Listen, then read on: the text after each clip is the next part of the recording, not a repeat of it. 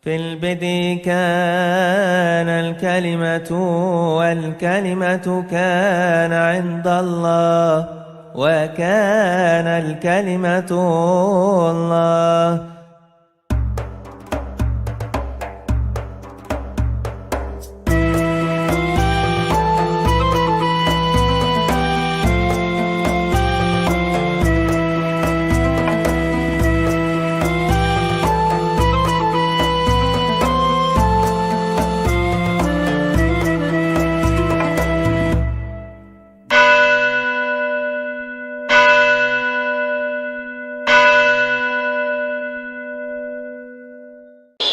Dia mengucapkan kepada saya, Habib Rizik, selamat Natal.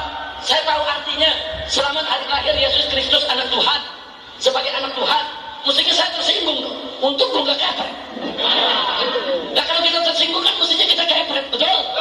Kurang ajar lu, anak Tuhan dari mana? Kalau Yesus anak Tuhan, bidangnya siapa? Karena orang yang mengucapkan selamat Natal, maka dia sudah mengakui tiga. Yang pertama, mengakui bahwa Isa anak Tuhan. Yang kedua, mengakui bahwa Isa lahir 25 Desember. Yang ketiga, mengakui bahwa Isa mati di palang salib. Ketiga-tiga ini dibantah oleh Al-Quran. Bahwa Isa anak Tuhan dibantah. Laqad kafaral ladzina qalu innallaha salisu salasah. Kafirlah orang yang mengatakan Isa Trinitas dan anak Tuhan. Saya duga keras persoalan ini hanya di Indonesia. Oh gitu ya Pak? Ya. Kenapa Pak? Kenapa Pak? Kenapa Pak? Saya lama di Mesir. Ya, saya kenal sekali dan itu sering saya baca di koran. Ulama-ulama Al-Azhar berkunjung kepada pimpinan umat Kristiani mengucapkan selamat Natal. Oh gitu? Ya. Saya tahu persis ada ulama besar di Suriah memberi fatwa bahwa itu boleh. Fatwanya itu berada dalam suatu buku dan bukunya itu diberikan pengantar oleh ulama besar lainnya, Yusuf Al-Qaradawi, yang di Syria itu namanya Mustafa Zarqa. Dia katakan mengucapkan selamat Natal itu adalah bagian dari basa-basi hubungan baik. Dia bilang tidak mungkin, menurut beliau, tidak mungkin teman-teman saya dari umat Kristiani datang mengucapkan selamat Hari Raya Idul Fitri. Ya. Terus saya tidak dilarang itu.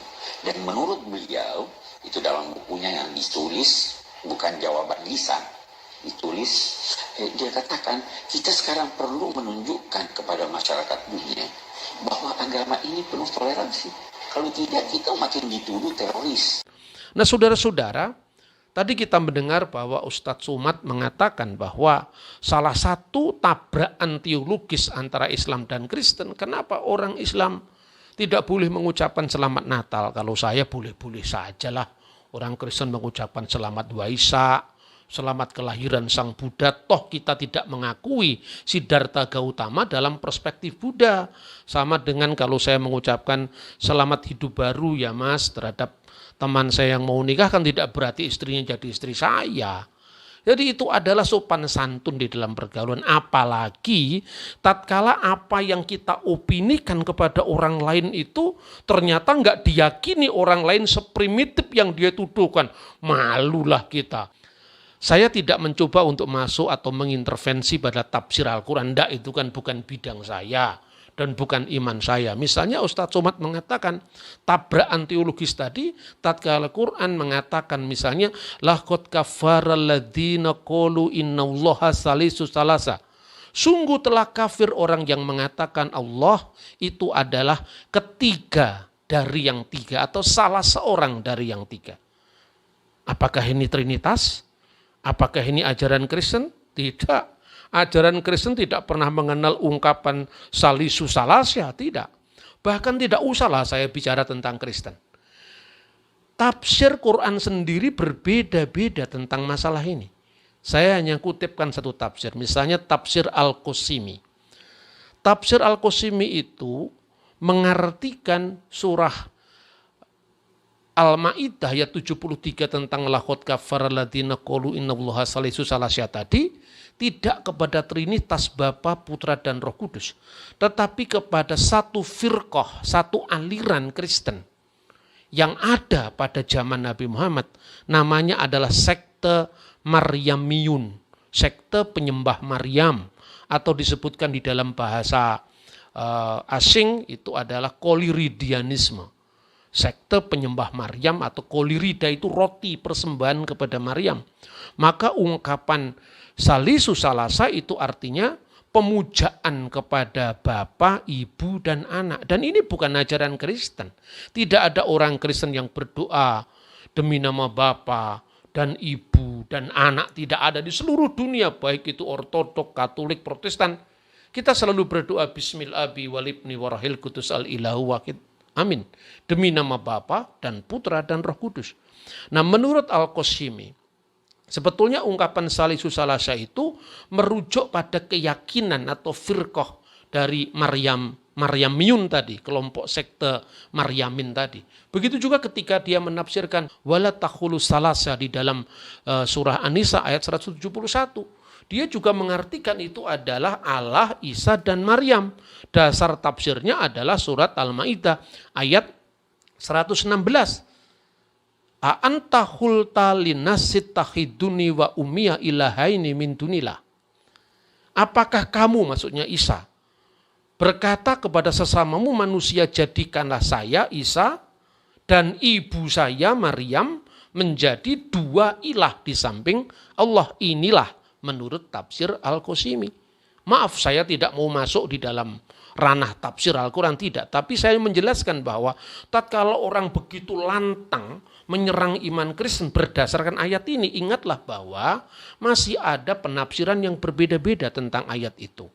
Begitu juga saya bicara seperti ini bukan hanya semata-mata membela iman saya, sebagaimana saya katakan mungkin saya adalah saksi korban dalam hal ini kalau di sidang pengadilan. Tetapi saya juga pernah membela Hinduisme tatkala disalahpahami penyembah berhala. Sekalipun saya bukan ahli bahasa Sanskrit, saya bergaul dengan banyak teman Hindu yang saya tanyakan bahwa menurut kitab Veda itu dianut Ekam Satvripah Bahuda Wadanti.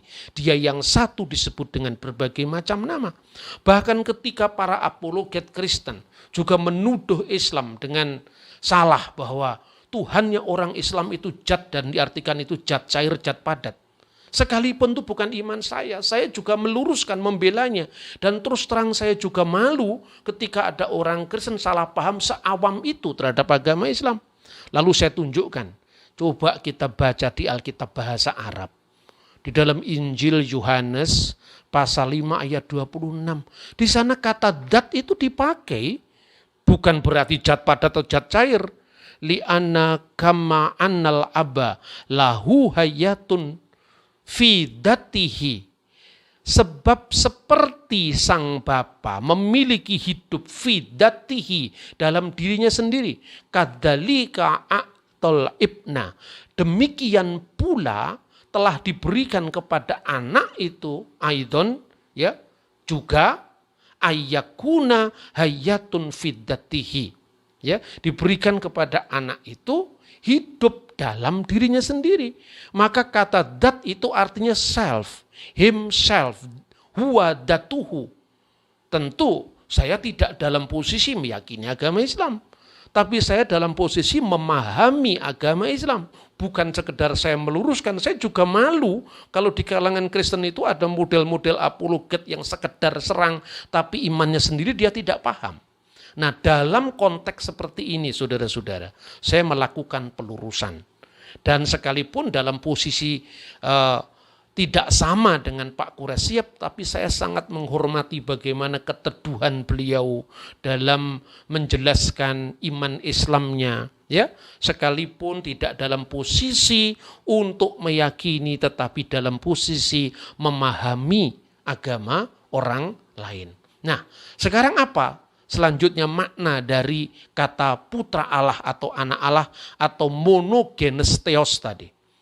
Tadi saya mengatakan bahwa iman Kristen meyakini bahwa Kristus sepenuhnya Allah. Bukan dalam makna darah dagingnya yang dilahirkan Bunda Maria itu adalah Allah. Kok primitif sekali seperti itu? Bukan seperti itu. Tapi itu merujuk kepada praeksistensi Kristus sebagai firman Allah. Dan itu disebutkan misalnya di dalam Yohanes pasal 1 ayat 1. Kalau boleh saya temukan paralelnya dalam bahasa Arab, fil badi'il kanal kalimah wal kalimatu kana indallah wa kana kalimatullah.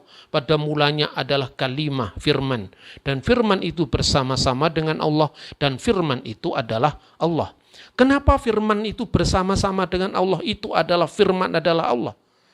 Nah, tentu kalau orang Islam memahami ini berdasarkan Al-Quran ya tidak cocok. Karena memang dalam Islam Yesus adalah manusia biasa, seorang nabi, sekalipun juga digelari dengan kalimatullah. Tapi maknanya berbeda tatkala Injil Yohanes berbicara tentang Yesua sebagai kalimatullah. Nah, dalam rangka itulah saya ingin sampaikan bahwa orang Kristen tentu mendasarkan pada kanun al-iman yang ditetapkan di Konsili Nikea tahun 325 dan Konsili Konstantinopel tahun 381. Itulah yang disebut putusan dari Majma' al-Maskuniyah. Artinya Ecumenical Council, konsili yang dihadiri seluruh gereja Kristiani sebelum perpecahan. Lah orang bertanya kepada saya, kan baru tahun 325 Pak. Yesus jadi Tuhan, jangan terlalu pede lah. Tidak seperti itu. Iman itu mendahului perumusan.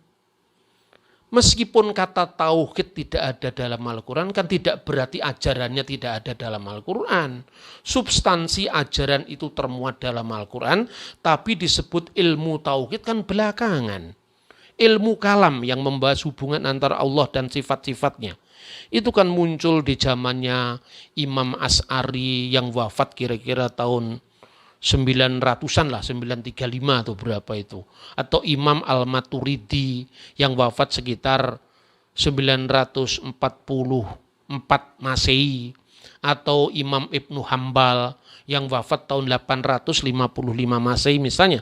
Sedangkan Nabi Muhammad SAW sudah sedo atau sudah wafat tahun 632. Jadi ini juga perumusan iman khususnya ahli sunnah wal jamaah itu jauh kemudian setelah zamannya Kanjeng Nabi kan. Begitu juga tentang iman Kristen. Maka saya tidak minder wardahait kompleks seperti banyak orang Kristen yang lain tatkala banyak dituduh Yesus jadi Tuhan tahun 325. Tidak, saya tunjukkan fakta-fakta. Sejak abad pertama Masehi, keilahian Kristus sekaligus kemanusiaannya itu sudah ditegaskan. Misalnya oleh Ignatius dari Antioquia, muridnya Yohanes dan muridnya Rasul Petrus yang menjadi patriark gereja Ortodoks Syria. Nah kemudian di dalam pengakuan iman Nikea itu disebutkan selain pertama menegaskan keesaan Allah ya, nu'min bi ilahin wahid. Aku percaya, aku beriman kepada Allah yang esa, yang maha kuasa kalik langit dan bumi yang disebut sebagai Bapa, kata kiasan Bapa. Itu misalnya disebutkan ki es enna kurion Yeson Kriston, dan aku percaya kepada satu junjungan agung, satu Lord, satu Gusti, satu Tuhan, Yesus Kristus, yang disebut ton ion teu ton monogeni, anak tunggal Allah, Ibnullahul Wahid, atau yang lahir dari Bapa, ton ektu patros geni tenta, yang dilahirkan dari sang Bapa. Mana ada orang lahir dari bapak? Semua orang lahir secara fisik dari ibu. Berarti saudaraku ini bukan kelahiran fisik seprimitif apa yang dituduhkan Allah beranak dan diperanakkan kemudian bidannya siapa tadi. Gitu loh. Nah lahir dari bapak. Lalu ditegaskan dalam frasa berikutnya sebelum segala abad. Kenapa disebut sebelum segala abad? Propanton ton eionon. Karena ini bukan kelahiran dalam ruang dan waktu. Bukan kelahiran fisik. Tetapi artinya apa? Allah menyatakan dirinya melalui firman yang kekal. Firman yang menciptakan alam semesta dan isinya. Maka tidak mungkin firman itu bukan Allah. Firman itu harus Allah. Mengapa? Karena oleh firman itu Allah menciptakan langit bumi dan segala isinya. Maka dikatakan geni tenta pui tenta. Dilahirkan, tidak diciptakan. Kenapa dilahirkan? Seperti misalnya, Pancasila itu terlahir sebagai gagasan Bung Karno. Bung Karno lah yang melahirkan Pancasila. Kalau Pancasila lahir dari gagasan Bung Karno, tidak perlu bertanya, istrinya gagasan siapa? Bidannya yang melahirkan gagasan Pancasila siapa? Tentu tidak seprimitif itu. Itu ungkapan. Lahirnya ide, ya, lahirnya Pancasila, itu bukan dalam makna fisik, saudara-saudara. Maka dikatakan dilahirkan artinya apa? Dia baru dinyatakan, tapi sebelumnya sudah ada. Sebagaimana sebelum saya mengucapkan sesuatu, ada gagasan yang keluar dari diri saya. Tapi sebelum gagasan itu keluar dari diri saya, gagasan itu sudah satu dengan pikiran saya. Dan yang satu dengan saya, wujud saya ini bukan yang ditulis menjadi misalnya ditulis dalam bentuk buku, disiarkan dalam bentuk siaran YouTube, itu kan pikiran saya. Ketika Anda menyaksikan tayangan saya ini, Anda akan paham, itulah gagasannya Pak Bambang. Itulah pikirannya Pak Bambang. Yang satu dengan saya bukan layar HP atau layar televisi yang Anda saksikan tayangan saya ini, tetapi pikiran saya yang satu dengan saya. Maka dikatakan dilahirkan mauludu goiril makhluk, tidak diciptakan. Karena bagaimana mungkin firman Allah diciptakan? Sebab Allah menciptakan segala sesuatu dengan firman-Nya. Makanya di dalam konsili ditegaskan homosion tu patri, sehakikat dengan sang Bapa. Mengapa sehakikat dengan sang Bapa? Karena diotapan ta'ikin itu. Karena segala sesuatu diciptakan oleh firman tadi. Seperti yang dikatakan dalam Injil. Segala sesuatu dijadikan oleh Dia, oleh firman. Dan tanpa Dia, tanpa firman itu, tidak ada sesuatu pun yang jadi dari segala yang telah dijadikan. Ini maknanya anak Allah, saudara-saudara. Maka kemudian, itulah yang dimaknai dengan kamilu billahud, sepenuhnya ilahi. Sama sekali tidak merujuk kepada fisik kemanusiaan Yesus yang adalah Ibnu Maryam, putranya Maryam. Yang putranya Maryam itu adalah kamilu bin nasud, sepenuhnya manusia. Makanya Yesus mati, ya. Makanya Yesus lapar, Yesus haus, dicobai. Dan itu tidak usah Anda perdebatkan. Seolah-olah orang Kristen tidak bisa menjawab itu, pasti bisa menjawab. Karena itu sudah tuntas di putusan konsili. Lah kecuali kalau Anda Kristen awam, yang cuma bisa bengok-bengok, teriak-teriak, Yesus itu Tuhan, tapi tidak bisa menjelaskan, ya itu bisa. Kalau yang seperti itu. Kalau kemudian Anda sampaikan kepada orang yang model kayak saya ini, ya seperti itu barang yang lewat yang sudah biasa saya dengarkan setiap hari. Itu loh saudara-saudara. Jadi jangan GR lah kemudian nuduh orang lain seolah-olah bodoh sekali gitu loh. Jangan-jangan yang kita tuduhkan itu sebetulnya itu ada pada diri kita. Hati-hati. Ya saudara-saudara, itu yang saya sampaikan. Lalu bagaimana menjelaskan paralelisasi, katakanlah. Saya gunakan karena dialog teologis itu membutuhkan paralelisasi, dialog teologis. Bukan mengukur orang lain dari ukuran kita. Saya pernah membaca satu buku yang ditulis oleh Sayyid Husin Nasir. Buku ini kalau tidak salah judulnya Ideals and Realities of Islam. Islam antara cita dan fakta. Pada tahun 1982 atau 84 ya, itu pernah diterbitkan Lapenas dan diterjemahkan oleh almarhum Gus Dur dan almarhum Hasyim Wahid ya, adiknya Gus Dur. Buku itu menarik sekali dan pada saat itu saya banyak terinspirasi dengan buku-buku dialog seperti ini. Selain bukunya Profesor Muktiali misalnya dalam studi-studi tentang ilmu agama-agama atau perbandingan agama. Dia mengatakan begini, kadang-kadang kita salah paham tentang kekristenan karena kita membandingkan antara Alkitab dengan Al-Quran. Perbandingan seperti ini salah, kata Husin Nasir.